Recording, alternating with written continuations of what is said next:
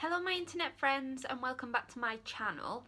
Today's a bit of a different one because it's a bit of an advice video and I've not done an advice video for literally years. So I advise you get your cup of tea like me, got my Disney one, and you sit back and let me give you a guide to buying a house. So this is literally going to be black and white advice. No posh words, because I don't use posh words. Just straight to the point, A to Z of what you do when you're buying a house. So I'm going to get straight into it. I've got my notepad here. Sorry, I've got a bit of a cold still, and I've got this massive ugly cold sore on my lip. But I've got my notes, so sorry if I keep looking down.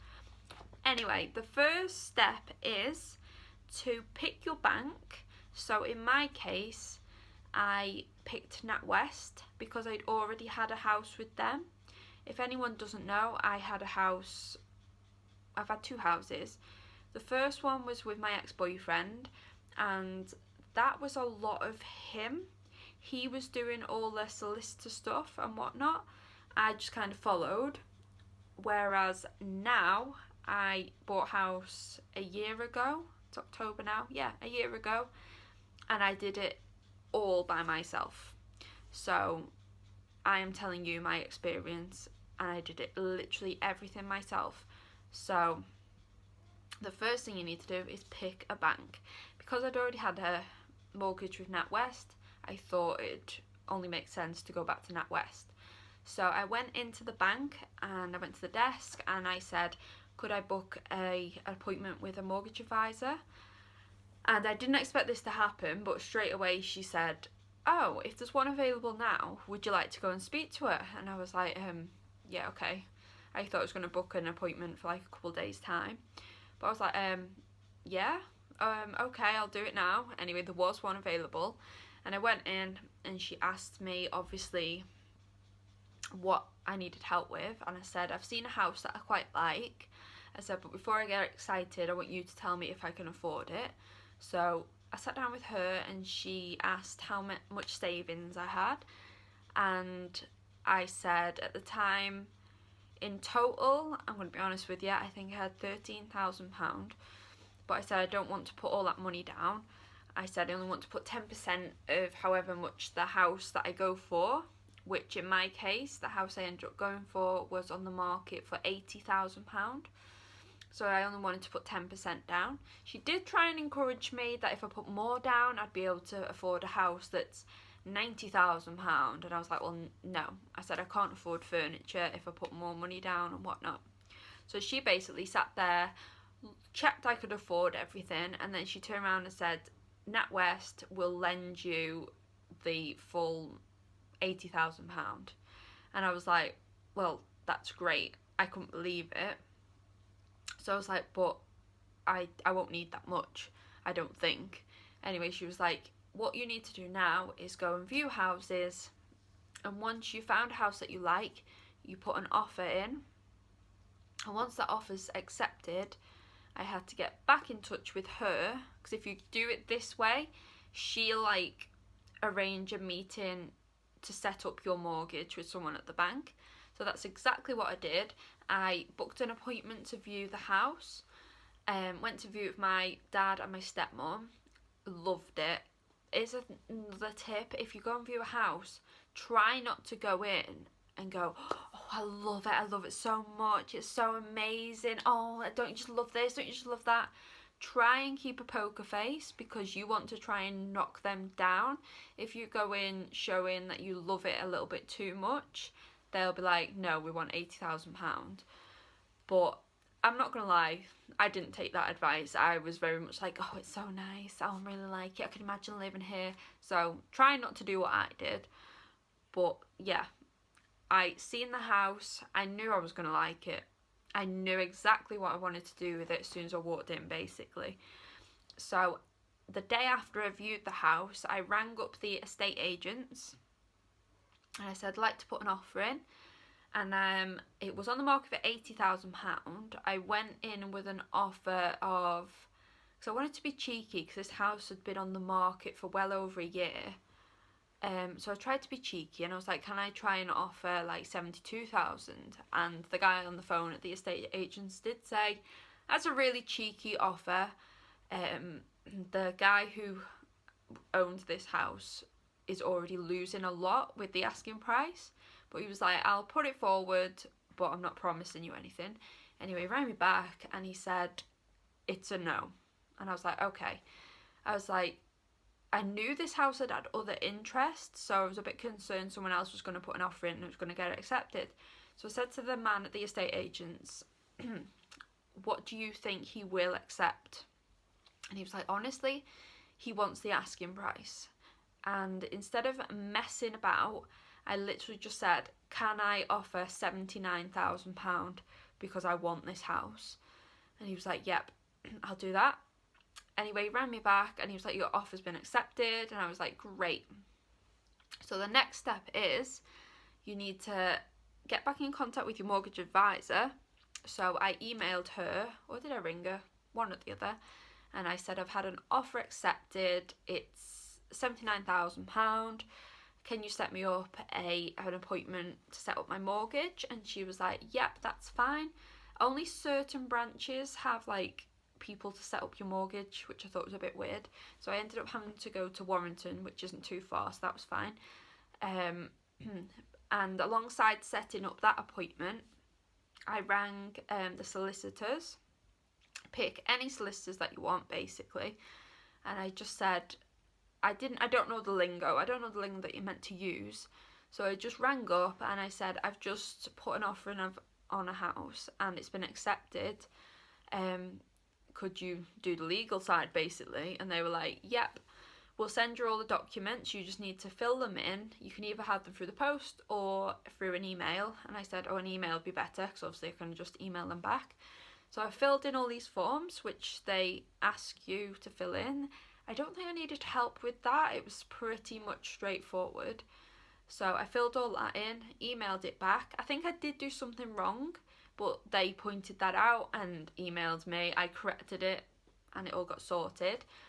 So that was the ball rolling with the solicitors, which is really important to get that ball rolling straight away, because that's the part that takes the longest, basically. Anyway, my day for setting up my mortgage come about, and I went to meet this guy, and that was literally it. It was that one meeting to set up a mortgage. I was in there, I'd say about an hour and a half, but that was it. Like, I didn't have to go back to the bank after that. I literally went for this one meeting all by myself, and you literally just answer his questions, basically.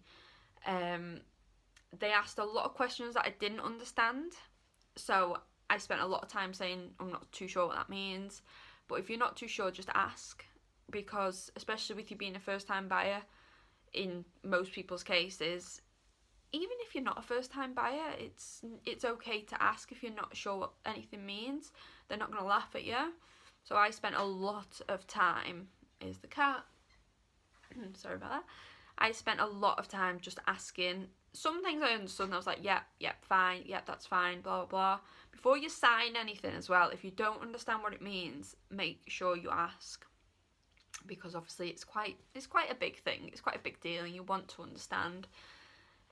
Alongside the mortgage, they'll ask you about your life insurance, because to set up a mortgage, I think you have to have life insurance. You could either set up your own life insurance, but at the time there's that much on your plate.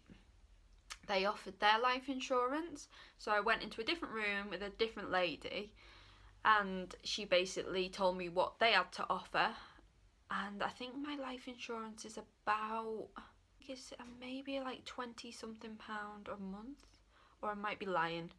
Either way, it's not crazy expensive, but the life insurance I took out with the bank was like, if you get a critical illness, example, if you've got cancer, they'll pay off your mortgage. So obviously if you've got cancer, that's horrendous, and you've got enough on your plate without having to think about paying your mortgage, they'll like totally pay off your mortgage for you.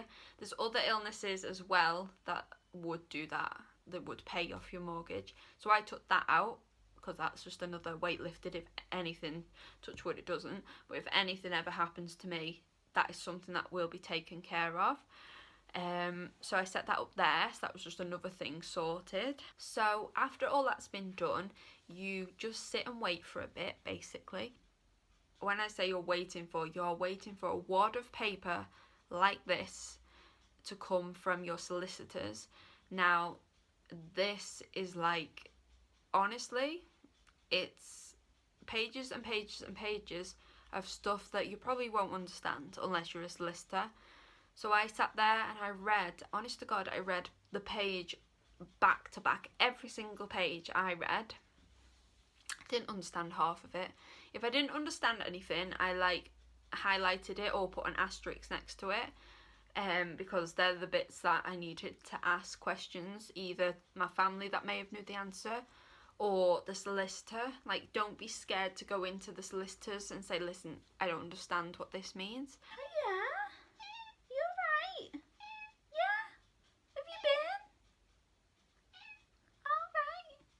Nice. I'm just doing a video. That's it. You lay there. You gorgeous, aren't you? Are you? Cece's back. Sorry if she keeps me meowing. I'll try and carry on. What was I even up to? The solicitor's papers. Basically, fill in as much as you can. I think there was parts of mine which I wasn't sure whether I was filling it in right. So I literally just went in and I just said, listen, I'm not too sure what to do here. And one of the ladies actually stood there and filled it in with me. She was really helpful. When you're nearing the end of your solicitor stint, if you like, it usually takes, I'd say, if you're lucky, 4, 6, 8 weeks, but I think it can take longer than that. In my case, it took 8 weeks. Everyone told me it was going to take 6 weeks, but it always doesn't happen like that, so don't get your hopes up. When it's coming to the end, like, you can go into the solicitors and ask, how's it going, how long do you think it's going to be. They can give you kind of an idea. When it's coming to the end of the solicitor stuff, they'll probably say to you, you need to set up a home insurance. So that's really easy. I just did that online. The solicitors will get in touch with you. They'll give you a phone call or an email or whatever you choose. They'll give you a date that you'll exchange, and that, I've wrote that down. So exchange is when the two legal firms representing the buyer and the seller swapped signed contracts, and the buyer, which in this case would be you, or it was me, you go in and pay your deposit. So I only paid 10% deposit. I paid 7,900 because that's 10% of 79,000.